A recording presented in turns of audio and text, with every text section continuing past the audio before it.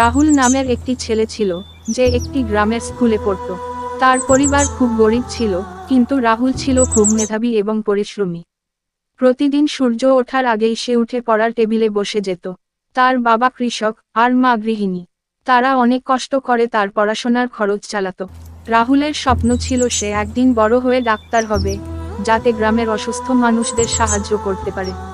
গ্রামের স্কুলে পড়াশোনার পর সে শহরে বড় একটি স্কুলে ভর্তি হওয়ার জন্য বৃত্তি পরীক্ষায় অংশগ্রহণ করে।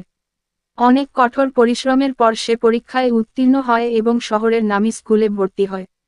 শহরে এসে প্রথমে সে অনেক সমস্যার মুখোমুখি হয়। শহরের পরিবেশ, মানুষের সাথে মেলামেশা এবং নতুন স্কুলের পড়াশোনা সবই তার জন্য নতুন ছিল। কিন্তু রাহুল সহজে হাল ছাড়েনি। সে ধীরে ধীরে তার নতুন জীবন ও পড়াশোনার সঙ্গে মানিয়ে নেয়। তার অধ্যবসায় ও কঠোর পরিশ্রম তাকে সাফল্যের দিকে নিয়ে যায়। স্কুলের পরীক্ষায় সে সবসময় প্রথম স্থান অর্জন করত এবং শিক্ষকেরা তাকে খুব ভালোবাসত। একদিন সে তার স্বপ্ন পূরণ করে একজন ডাক্তার হয় এবং গ্রামের মানুষের সেবা করার সুযোগ পায়। এইভাবে রাহুলের কঠোর পরিশ্রম